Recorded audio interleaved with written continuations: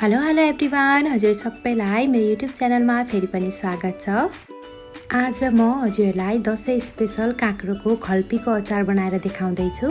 यसको लागि मैले यहाँ पाकेको काँक्रो लिएको छु। काँक्रो चाहिँ जति छिप्पेको भयो त्यति राम्रो हुन्छ। त्यसपछि मैले काँक्रोको माथि र तलको भागलाई निकालेर फाल्दिए। अब यसलाई मैले बिचबाट चिरा पारेर फेरि लामो लामो गरी सुधार्दैछु। यसो गर्दा हामीलाई अचार बनाउन चाहिँ सजिलो हुन्छ।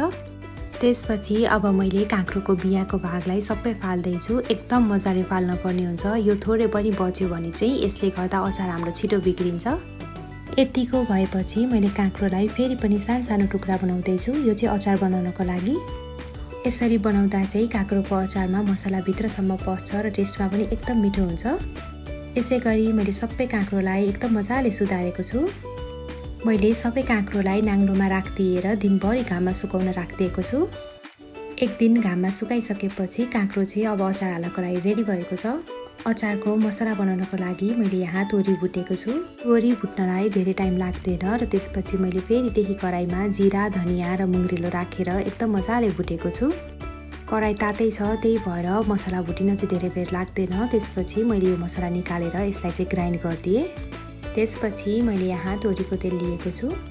तेल तातिसकेपछि मैले त्यसमा मेथी राखिदिएको छु र त्यसपछि हरियो खुर्सानी पनि राखिदिएँ। मसलाको लागि मैले यहाँ बेसार राखिदिएको छु। त्यसपछि सब्जी मसला राखेँ, थोरै हिङ पनि राखिदिएँ र त्यसपछि मैले धेरै रातो धुलो खुर्सानी राखेको छु। त्यसपछि मैले भुटेर राखेको मसलालाई चाहिँ काँक्रोमा राखिदिएँ, पिसेर राखेको छु। त्यसपछि मैले तातो तेलले काँक्रोको अचारलाई झानिदिएँ र यहाँ मैले नुन राखेको छु।